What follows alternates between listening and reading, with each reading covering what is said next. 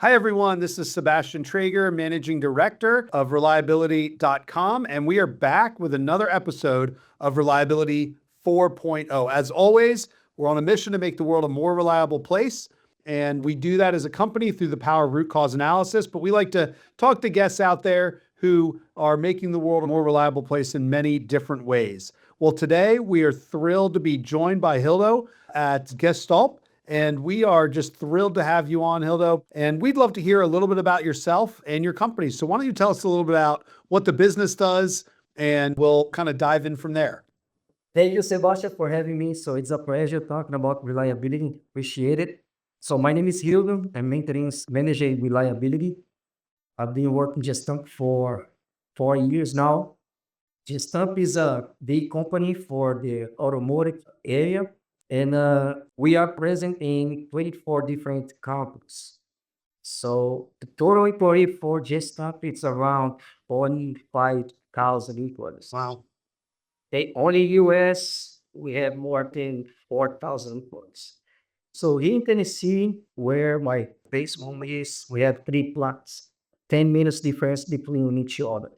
Okay. We are tier one on the automotive industry. So we are specialists on chassis and body white components. Great. Well, tell me a little bit about just your background in joining there. What's the journey you've taken to become a reliability manager there in Tennessee? Kind of what's your origin story? How did you get started and how did you end up there? All right, so it's there was start long time ago. Start on maintenance when I was 14 years old. My country, I'm originally from Brazil. Okay. So I started, there was like apprenticeship for maintenance on that time from 14 to 16 years old. So I've been on the industry since that time. Then I had opportunity to become like apprentice, technician, planner, supervisor, engineer, and manager now, right? That's great. Yeah, so I had opportunity to work with a company which had a program called FPER. That means factor performance and reliability.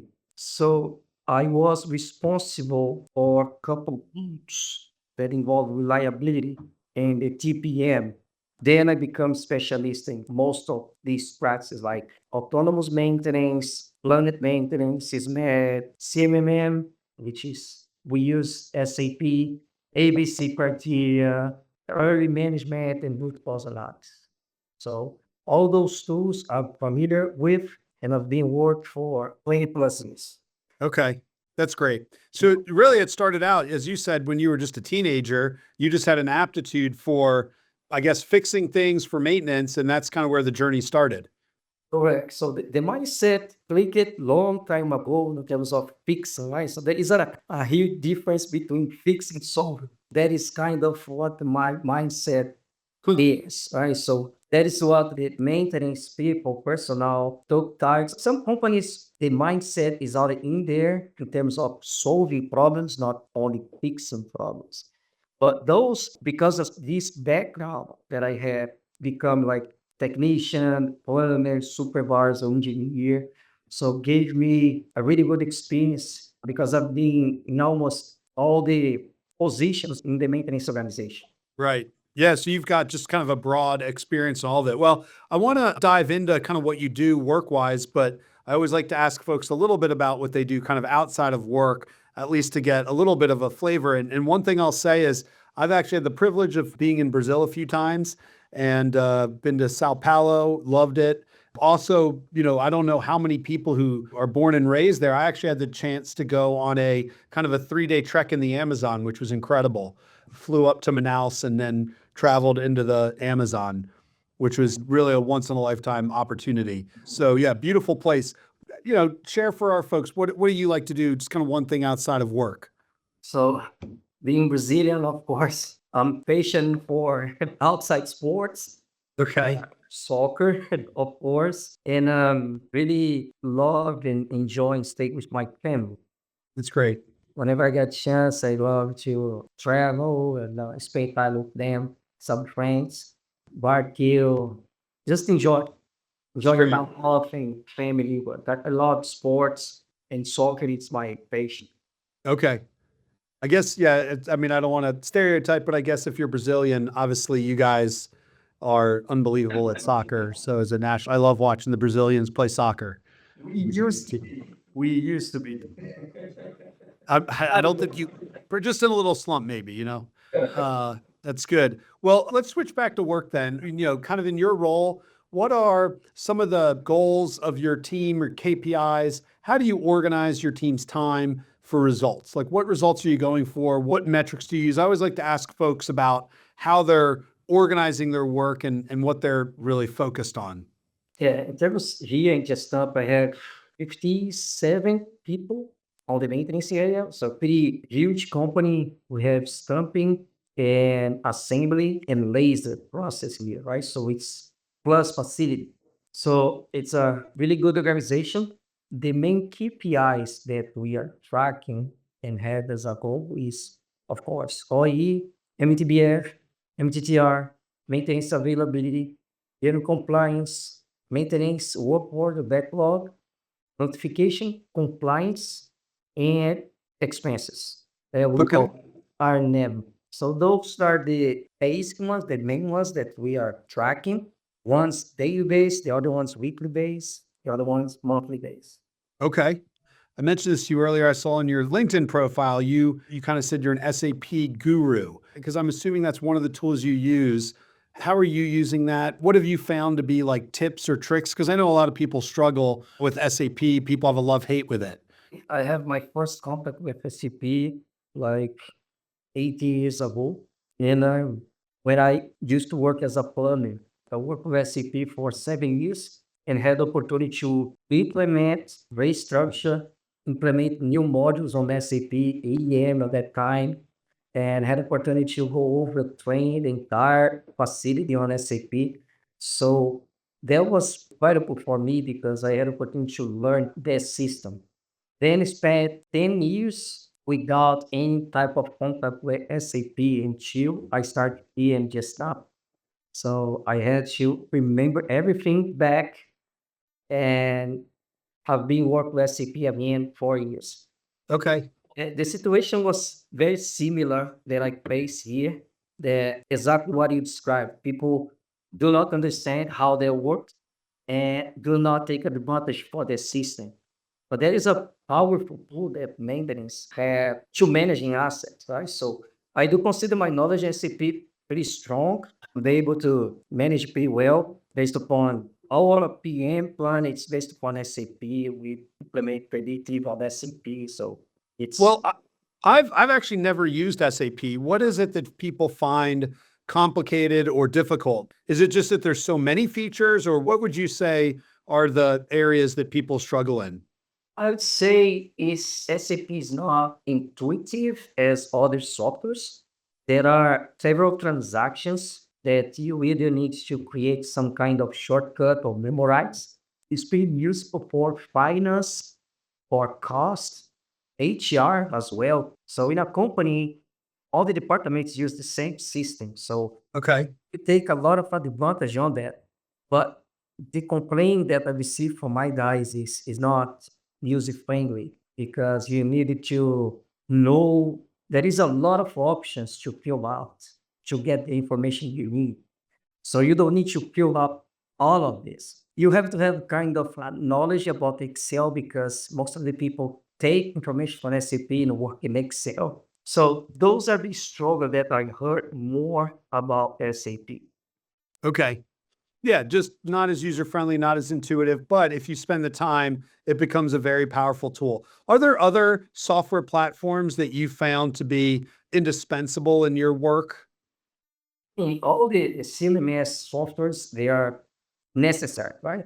If you don't have enough budget, you can't manage in a different way, but you have to have a CMS system in place to manage your PA product. I had opportunity to work with several, but SAP and Maximo, I would say, were the best ones that I had opportunity to work with. Okay.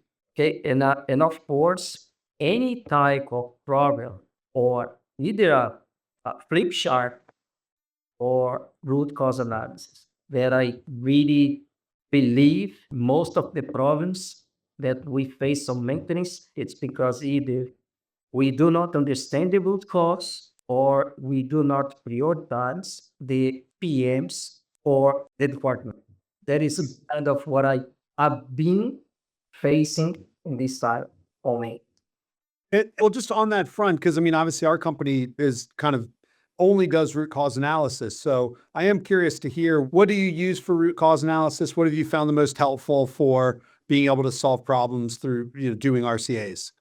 We don't have here a software for root cause analysis. We do have predictive tools Okay. that kind of give us a heads up that we have a problem here. But as far as the root cause analysis, like the base condition is what we do have a format, like we call here a short loop, and a lot of training, coaching, and exercise for the team to understand the root cause and provide us good countermeasure to avoid those reoccurrence issues. So it's not nothing special. It's just a format we have in Excel, and we tracking through SAP because all the countermeasure we put on work order so we can track. Right. Okay, that's great. And are you all like, what percentage of problems do you find need some sort of root cause analysis versus can be solved through other ways? We have a criteria here. Yeah? So how do we set the criteria for open root cause analysis? We went over the ABC criteria for assets. So we identify which were our assets A, B, and C's. And based upon that, we define a time based upon the downtime. For instance, right, assets A over 30 minutes, we had to have analysis. For assets type B, 60, type C, 9. And then we reinforce the pass down communication. Pass down is kind of the handover between supervisors to have a better content on their report to the team. And if the downtime match one of those criteria, the supervisor has to sit down with the team. Normally, it's kind of the production, maintenance, whoever is needed for that problem. And they fill out, they go over the analysis, provide the countermeasure, and every Friday, we pick one or two or each area and go over so they can present to us. Hmm. It's good. Yeah, you're kind of having these triggers, you're going through them, you're analyzing those problems and getting them to resolution. That's correct. That is correct. As you kind of are looking out at the future, and again, I'm not probing for like specific software that you're using, but what kind of technology trends are you seeing that you're able to really benefit from? Like, for example, have you all been able to incorporate AI into your kind of daily work yet? Or is that still something you're considering how to do or what to do in that arena? Yes, we are actively leveraging Industry 4.0 here technology in our plan. We do have some tools that is from the company where it's helping us to make some decisions based upon the data we are seeing. So there is a lot of tools here based upon IoT. The problem now is just we have a few guys that we really good interpret the data and provide to us. But we do have IoT. I mean, that's gonna be the future, right? So we have to take advantage for that technology to make decision based upon the data. That is how I see it. It's good. Well, you are already finding like it's starting to happen. Like it's not Yeah. AI is not this like out there thing that's coming. It's actually starting to generate results for you all and be a tool that you use on a regular basis. Yes, that is correct. Today we had an example. We had a problem in one of our presses, and when we are doing the root cause analysis, went through the Industry 4.0 data to see where we start to have problems for the specific issue. Like was in that case was like a counterbalance pressure. You can see clear when you start dropping pressure for the Huh. data that we had. So now it's just a matter to calibrate the rules to set up the alarms for us. We do have the some machines, but not 100% yet. Neat. Okay, that's pretty awesome to hear. Well, just want to one thing I ask all guests, it's been, great having you. And one question I like to ask as we're wrapping up is just what's kind of the one piece of expertise you feel like you've learned in your many years that you're just like, man, as a 16-year-old learning, I wish I had known this. What might you pass on to the next generation? That is a good question. I mean, as a reliability, you have to know or learn and become expert on analyze data, being more data driven, and understand the strategy that will fit the specific company.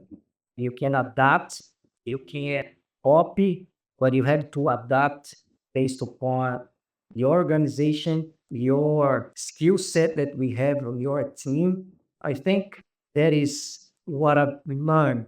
So whatever is fit for one company or one group may not fit well for the other group. You have to custom-made a little bit and have the right mindset, right? So fixing is not the same as solving. That is what I learned long time ago. So that is the difference. And do maintenance is totally different than fleet maintenance. My colleagues said, I hate do maintenance. I like to think about maintenance. I rather prefer spend time here with my supervisor, my team, discussing what we are going to do for sure, then have all the team at the machine trying to solve the problem. Yeah, I love that mantra that fixing is not the same as solving, right? Correct. And that at the end of the day, you're trying to solve problems so they don't happen again. Whereas fixing is just, it's going to happen again most likely. Correct. We used to say we don't need to have the Mr.'s MTTR guys, right? So we rather prefer MTVFs guys, the guys that do consistent and we have more reliability, whatever actions they do at the machine. So then what we are looking at, trying to change the organization for reactive mode to proactive mode. That is the main challenge for all of the maintenance personnel. Hmm. I know that you're not alone in that, but it sounds like you guys are at least acknowledge that that's what you're trying to do and are working hard to be Mhm. proactive in the way you think. Even that mentality of solve, don't fix is moving people in that direction. So Correct, correct. that's great. Well, it's been great having you. Really thankful for the insightful conversation. For everyone out there, Rildo Pereira has been our guest. We are really grateful that you've joined us today. Thank you. And really to all the listeners out here, as you know, we're trying to help engineers and really anyone learning to take steps to be more successful. And I think Hilda said it well at problem solving, not just fixing. So thank you for coming to share your ideas. Of course, our company is out there trying to do our own version of helping people solve problems through root cause analysis. If you're listening and you're interested in thinking about training or resources and materials, check out reliability.com. If you want to dig deeper into RCA, then we've got our in-house software, Easy RCA. Would encourage you to check that out. Well, that's all we have for today, folks. We look forward to seeing you on the next episode as we work together to make the world a more reliable place. So thank you for joining us on Reliability 4.0, and we will see you on the next episode. Thank you again, Hilda, for joining us. Thank you. Thank you. Appreciate it.